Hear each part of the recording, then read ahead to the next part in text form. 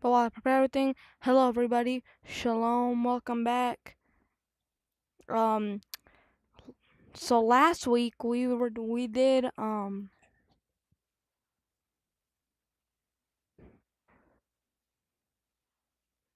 talked about Abraham,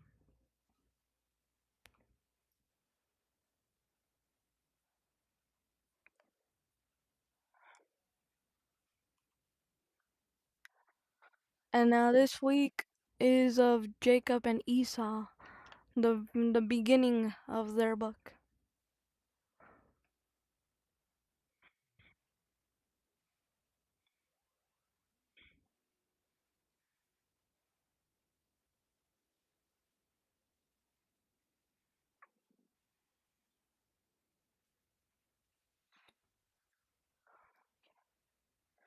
All right,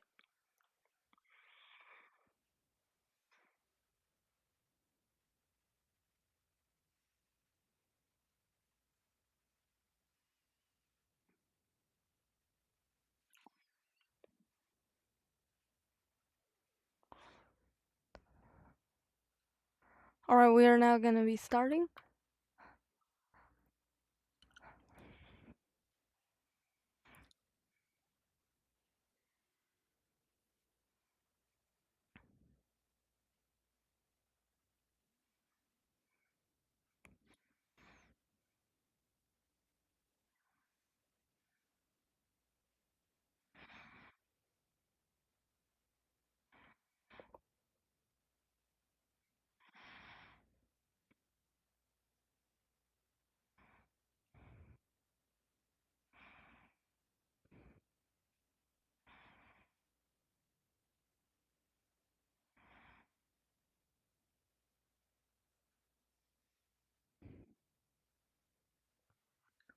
All right, so shalom, welcome back to church. This is this is also new. I I I deleted everything and I created again and I put in the Torah scroll and everything.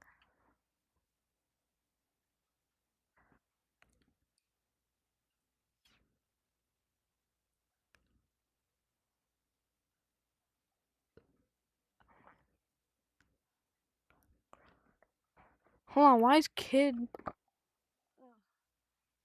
We need a live chat. No.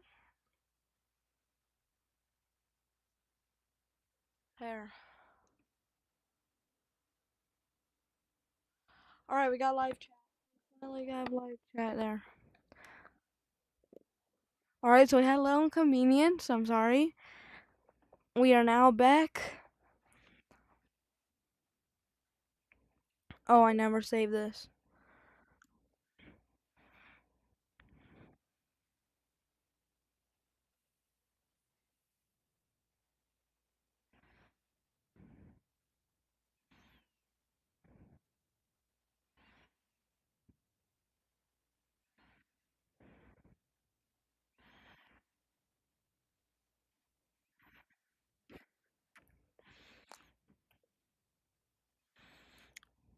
Oh yeah, I'm gonna freeze that too, just in case.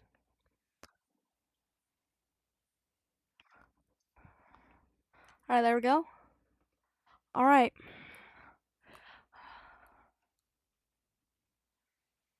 I'm standing. Now it's blocking. I'm just gonna unfreeze it. It's fine.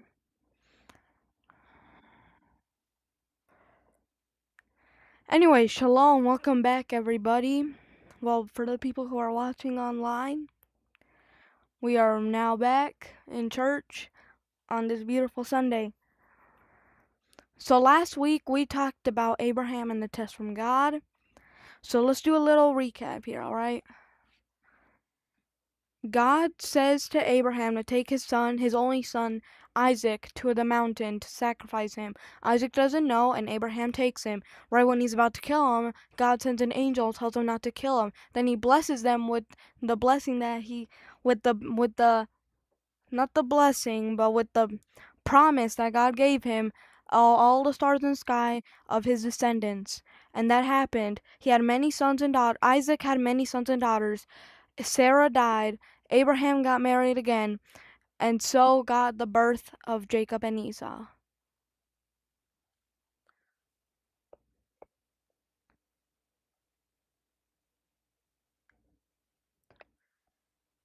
So Sarah, yeah, I didn't talk about this, but since Sarah died, Abraham got remarried a couple years later, and then they had a baby. Do you know who that baby is? Two of them, actually, Jacob and Esau. Today we're going to uncover the story of Jacob and Esau. And what if today we're going to uncover the story of Jacob and Esau to see if there was actually more behind the story.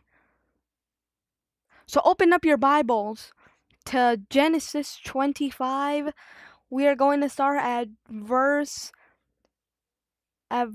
24. No, we're starting at verse 19. We're starting at verse 20. We're starting at verse 20 of Genesis 25.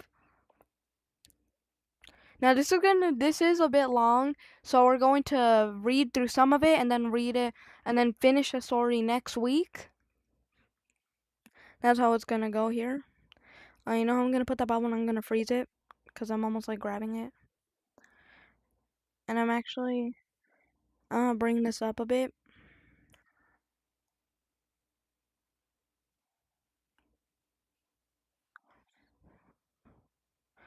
Okay, now put that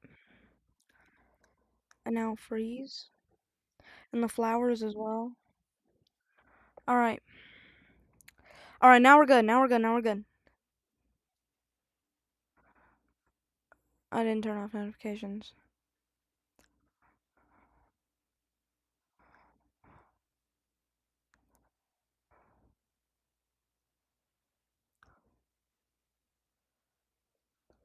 Anyways, so verse 19, it says, so here, first of all though, here's the history of Isaac, which was Abraham's son. Abraham fathered Isaac. Isaac was 40 years old when he took Rivkah, the daughter of Bethuel, and the Arami from Padam Aram, and the sister of Laban, Arami, to be his wife. Yitzhak actually prayed to God behalf on his wife, because she was childless. Adonai heeded his prayer, and Rivkah became pregnant. Children fought with each other inside of her so much that she said, "If it's going to be like this, why go on living?" So she went to the inquirer of God, who answered her, "These are two nations in your womb from birth. There will be two rival people, and one of these people will be stronger than the other, and the older will serve the younger." So when the time came when the time for delivery came, there were twins in her womb. The first to come out was reddish and covered all with hair, like a coat. So they named him Esau, which stands for completely formed or having hair already. Then his brother, then his then his brother emerged with his hand holding Esau's heel. He was called Jacob because that meant he catches by the heel, he supplants. So Isaac was 60 years old when she bore them. Then the boys grew, and Esau became a skilled hunter and outdoorman, while I can't even see. The boys grew, and Esau became a skillful hunter and an outdoorsman, while Yaakov was a quiet man who stayed inside of the tents. Isaac favored Esau because he had a taste for a game, and Rivka favored Yaakov. One day, when Yaakov had cooked some stew, Esau came from the open country, exhausted, and said to Jacob, "Please let me gulp down some of the red stuff, that red stuff. I'm exhausted." This is why he was called Edom, red. "First swear to me." So he swore to him, thus selling his birthright to Isaac. I mean, not to Isaac, to Jacob. Then Jacob gave him bread and lentil stew. He ate and drank, and got up and went on his way. Thus Esau showed him how little he valued his birthright.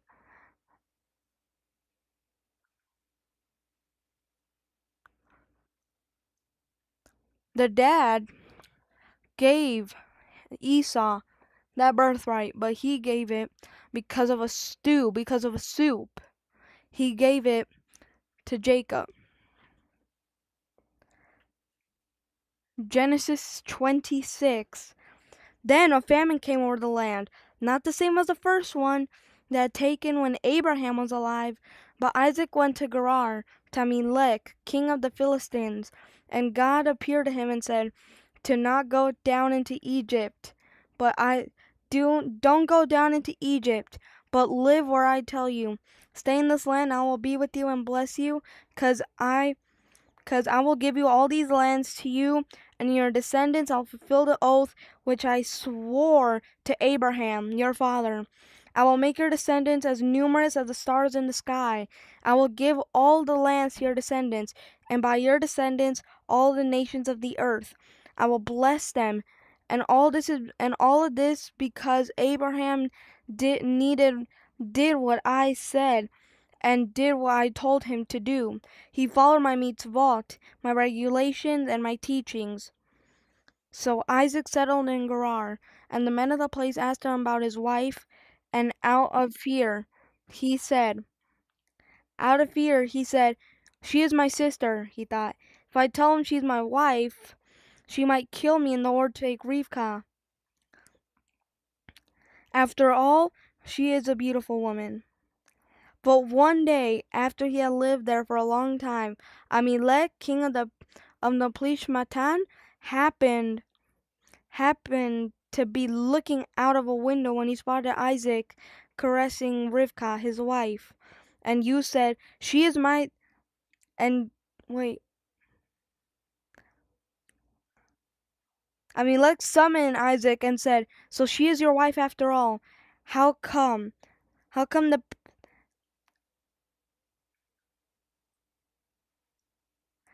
She is your wife after all? How come you said she is my sister?" Isaac responded, "'Cause I thought I could get you..." Wait a minute, have we read this? No. So it looks like what happened with Abraham is happening with Isaac. I'm very confused. Hold on.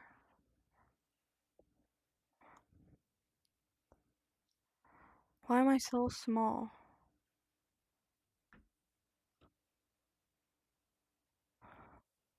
Okay, so I'm very confused. I have no idea why you put a pin body. So just like Abraham, or they're repeating Abraham.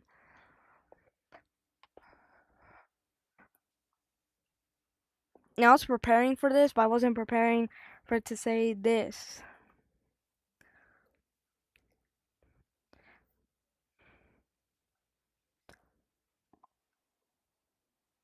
Anyway, we're just gonna say it. "She is my sister," he thought. "If I tell them she's my wife, they might kill me in order to take Rivka. After all, she's a beautiful woman." But one day, after he had lived there a long time, Abimelech, king of the Plishma, happened to be looking out a window when he spotted Ishak caressing Rivka, his wife. Abimelech commented Yisak and said, "So she is your wife after all? How come you said she is my sister?" And Ishak responded, "'Cause I thought I could get killed because of her. I thought I could get killed because of her." And Abimelech said, What is this you have done to us? One of the people could easily have slept with your wife, and you would have brought guilt on us. Then Amalek warned all the people, whoever touches his man or his wife will be put to death. So Isaac planted crops in the land and reaped that year 100 times as much as he had sowed. But Adonai blessed him. The man became rich and prospered more and more, to become very wealthy indeed. He had flocks, cattle, a large household, and the plebe envied him. Now the Plishmitim had stopped up and filled with dirt all the wells. Wait. Yeah, Plishmitim had stopped up and filled with dirt all of the wells, and his father's servants, and he had dug during the lifetime of Abraham his father. And Amalek said to Isaac, "You must go away from us, because you have become much more powerful than we are." So Isaac left and set up camp in Vadi Gerar and lived there. Isaac reopened the wells which had been dug during the lifetime of Abraham, his father, the ones that Plishmitim had stopped up after Abraham died, and called them by names his father he had used for them. Isaac's servant dug in the valley and uncovered a spring of running water, but the herdsmen of Gerar quarreled. Quarreled. Wait, what that say? But the herdsmen of Gerar quarreled with Isaac's herdsmen, claiming the water is ours. So he called the well Ezek, quarrel, because they had quarreled with him. They dug another well and quarreled over that one too. He called it Sidnah, anemone. He went away from there and dug another well, and over that one he didn't quarrel, so he called it Rekovot, wide open spaces. Because now God has made room for us, and we will be productive in the land. From there Isaac went up to Beersheba, and Adonai appeared to him that same night and said, "I am the God of Abraham your father. Don't be afraid, because I am with you. I will bless you and increase your descendants for the sake of my servant Abraham." So there he built an altar and called it on the name of God. He pitched his tent there, and there Yitzhak's servants dug a well. Then Amalek went to him from Gerar with his friend Akusah and Pichol, the commander of his army. And Isaac said to them, Why have you come to me, even though you are unfriendly to me, and sent me away? And they answered, We saw very clearly that God has been with you. So we said, Let there be an oath between us, and let's make a pact between ourselves and you, that you will not harm us, just as we have not caused you offense, but have you done have done you nothing but good, and sent you on your way in peace. Now you are blessed by God. So Isaac prepared a banquet for them, and they ate and drank. And the next morning they got up early and swore to each other. Then Isaac sent them in the morning. They got up early and swore to each other. Then Isaac sent them on their way, and they left him peacefully. That very day Isaac's servants came and told him about the well that they had dug. We found water, so they called it Shiva, oath, 7. And for this reason, the name of the city is Beersheba, which stands for the well of oath, or well of an oath, to this day. And when Esau was 40 years old, he took as wives Judith, the daughter of Beer and Hitti, and Basmath, the daughter of Elim the Hitti, but they became a cause for embitterment of spirit to Isaac and Rivkah. Genesis 27. In the course of time, after Isaac had grown old and his eyes dim, so that he couldn't see, he called Esau, his older son, and said to him, My son. And he answered, Here I am. I'm old now. I don't know when I will die. Therefore, please take your hunting gear, your quiver, arrows, and your bow. Go in the country and get me some game. Make it tasty the way I like it, and bring it to me to eat. Then I will bless you as firstborn before I die. Rivkah was listening when Yitzhak spoke to his son, Esau. So when Esau went out to the country to hunt for game and bring it back, she said to her son Jacob, Listen, urge your father, telling Esau your brother to bring me food and make it tasty so I can eat. Then I will give you blessing in the presence of God before my death. So pay attention to me, my son, and do what I tell you. Go to the flock and bring me back 2 choice kids. I will make it tasty for your father the way he likes it, and you will bring it to your father to eat, so that he will give his blessing to you before his death. So Jacob answered Rivkah, his mother, "Look, Esau is hairy, but I have smooth skin. Suppose my father touches me, he'll know I'm trying to trick him, and I'll bring a curse on myself, not a blessing." But his mother said, "Let your curse be on me. Just listen to me and go get me the kids." So he went, got them, and brought them to his mother. And his mother prepared them and tasted the way his father loved. The next Rivkah took Esau, her older son, best clothes, which she had with her in the house, and put them on Jacob, her younger son. And she put the skins of the goat on his hand and on the smooth part of his neck. Then she gave the tasty food and the bread she had prepared to her son Jacob. He went to his father and said, "My father," he replied. And he replied, "Here I am. Who are you, my son?" Jacob said to his father, "I am Esau, your firstborn. I've done what you asked me to do. Get up now, sit down, eat the game, and then give me your blessing." So Isaac said to his son, Yitzchak said to his son, "How do you find it so quickly, my son?" He answered, "Adonai your God made it happen that way." Yitzchak said to Yaakov, "Come here, close to me, so I can touch you, my son, and know whether you are in fact my son Esau or not." Yaakov approached Yitzhak, his father, who touched him. Also, by the way, the kids that they said that they got, they're sheep, alright? So, they're sheep, animals. They're not, they're, don't, I don't want no one thinking something bad. Don't worry about it.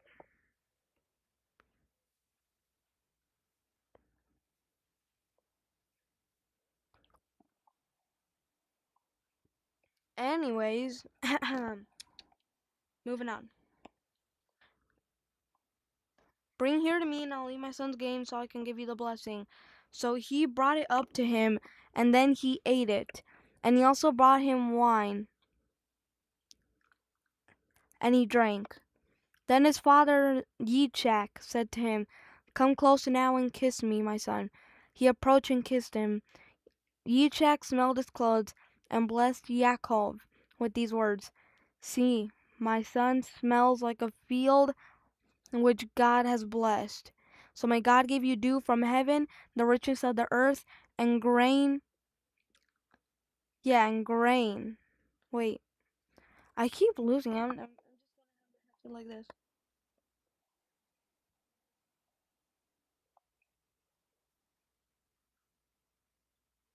"See, my son smells like a field which God has blessed.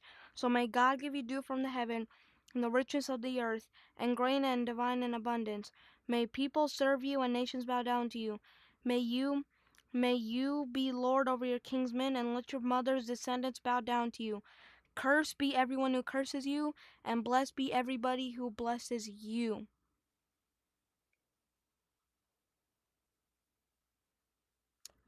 As soon as Yitzhak had finished giving his blessing to Yaakov, when Yaakov had barely left his father's presence, Esau, his brother, came in from hunting. He too had prepared a tasty meal and brought it to his father. Now he said, "Give me your blessing." Yitzhak, Yitzhak, his father, said to him, "Who are you?" And he answered, "I am your son, your firstborn, Esau." Yitzhak began trembling uncontrollably and said, "Then who was it that took game and brought it to me? I all I ate it all just before you came, and I gave my blessing to him. That's the truth, and the blessing must stand." When Esau heard his father's word, he burst into loud, bitter sobbing. "Father, bless me too," he begged. He replied, "Your brother came deceitfully and took away your blessing." Esau said, "His name, Jacob, really suits him, because he has taken away my blessing." Then he asked, "Haven't you saved the blessing for me?" Yishak answered Esau, "Look, I've made him your lord. I've given him all his kinsmen and servants. I've given him grain and wine to sustain him. What else is there I can do for you, my son?" And Esau said to his father, "Have you only one blessing, my father? Father, bless me too." Esau wept aloud, and Yitzchak his father answered him, "Here, your home will be of the richness of the earth and of the dew of heaven from above. You will live by your sword and serve your brother, but when you break loose, you will shake his yoke off your neck." Esau hated his brother because of the blessing his father given him. Esau said to himself, "This time for mourning my father will soon come, and then I will kill my brother Jacob." But the words of Esau, the older son, were told to Rivkah, and she sent for Yaakov, her younger son, and said to him, "Here, your brother Esau is comforting himself over you by planning to kill you. Therefore, my son, listen to me. Get up and escape to Lavan, my brother in Haran. Stay with him a while, until your brother's anger subsides. Your brother's anger will turn away from you, and he will forget what you did to him. Then I'll send and bring you back from there. Why should I lose both of you on the same day?" So Rivkah said to Yitzhak, "I'm sick to death of Hittite women.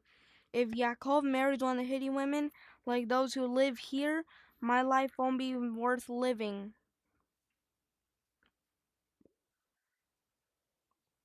Okay, so we stop right there for today. So what do we... So, this story teaches us a lot. And there was more to Jacob and Esau. So we learned so far, well, what we've learned today is that, so far that we've learned is, first of all, Jacob left to Egypt and did the same thing that Abraham did by pretending that his wife was his sister. But then Pharaoh realized, and he said whoever touches him will be put to death. Then he left to another one, and then he had the 3 wells, which were also 3 wells that Abraham did. And then when he came back, he stole the blessing from Esau. And the father told Esau that Esau hated his brother, and now Esau's trying to catch his brother to kill him, and the mom with Jacob telling him to escape to a different land, and he doesn't want to, but he has to. And this is another thing. And in Genesis 27 verse 29, it said, "May people serve you and nations bow down to you." So in Genesis 25 verse 29 it says, "May people serve you and nations bow down to you. May you be lord over your kinsmen. Let your mother descendants bow down to you. Cursed be everyone who curses you, and blessed be everyone who blesses you." This and now this is very important, okay? This is very, very important because this is also once again talking about our nowadays times. Like, let's see, take this for example. What if you made an awesome invention, a beautiful, awesome, creative invention, all right? Some people will love it and they will bless you. Some people won't, so they'll curse you. So they will either bless or curse you. But that's how the blessing comes to the world. Because the people that bless you when your invention succeeds, they're going to be blessed because they opened up themselves up to that model. But if you curse them, what does that do to you? It makes you take those values and turn those values into your enemies. So if they are modeling important values, what are you doing? You're just bringing failure to yourself. Not because of God, not because of family, not because of friends, but because of you. And in the end, your invention is being asked to change by the world by doing what they can do, as well as they can do by providing the best example of it, possibly can of a nation living under God. And honestly, at the end of the day, you don't really have much power when you try to actively bless and curse people. Because you know what your true power really is? By doing what you're supposed to do and let people bless and curse you. That's where true power comes from. And not just that, that's where blessing to the world really comes from. Back then, the blessing for the father meant that it wasn't actual blessing. It was just a blessing for that the father was giving the best stuff to him. And the curse was God doing nothing but bad to him for the consequences of his actions. But at the end of the day, that's not the real deal. It's the blessing, because that's what comes from, and that's where blessing to the world really comes from. Jacob and Esau teaches us about that, and we're going to uncover more about it next week. Shalom.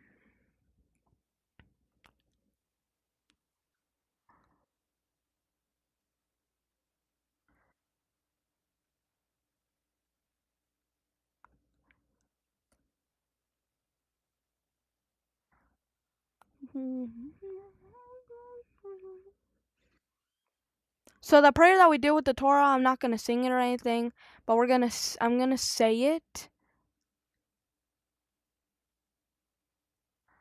It's going to be our daily thing. I'm going to be saying it in English because you guys probably don't understand.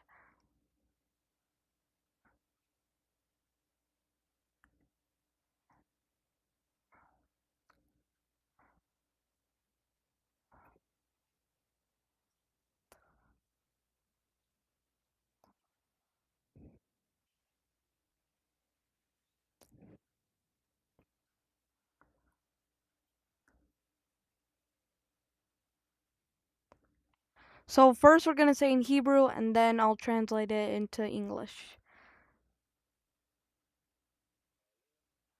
Eleni lishba'beach la'adon hakol, la'ted gedula le'tor berishi. Shelo asanu keyogi haratzov velo samanu kemipeshot ha'adama. Shelo sam kelenu kahem ve'gora lenu kechol hamonam. Va'arnenu korim unishamatakim unodim. Linen melech malkei hamalim hakadosh baruch hu. Shenu note shamin veyoraretz yumash yakaro bashima mi'al yushina tudzo beogavi meromi. Uleinu enol emet malkeinu efes sulato. Kakot tovatu berotao ve'ayadat ayom bahashbada el levayecha. Ki Adonai u Elohim bashamayim mima'al ve'al haaretz mitachat enod.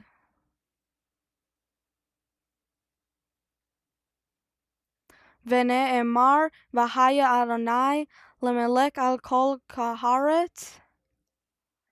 Bayom ha'u v'ya Adonai echad u'shemo echad. U'shemo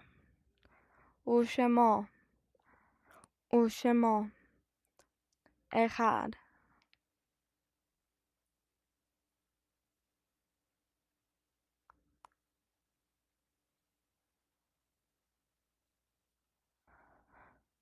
Now English.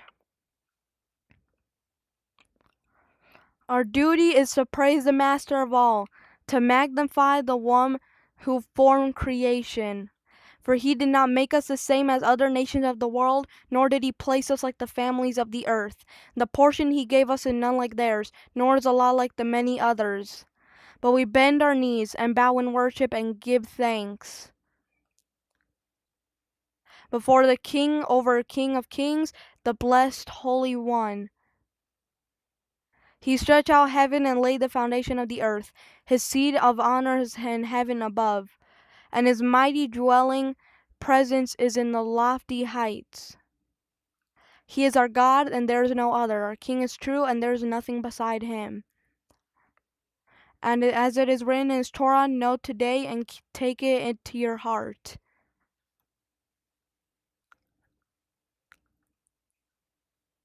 that the Lord is God in heaven above, and on the earth below there is no other.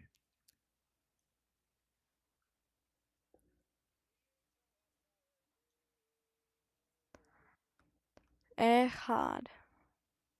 It is also said, the Lord will be king over the whole earth.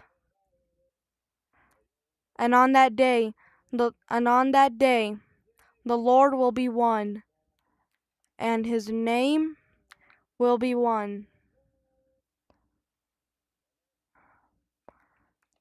Ushemo Echad.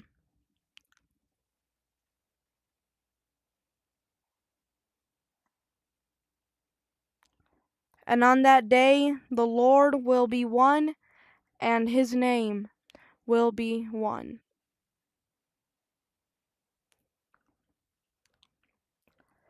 Yevrech Adonai mishmerecha, Yever Adonai panavlecha, Yisam Adonai panavlecha, Yisem is shalom.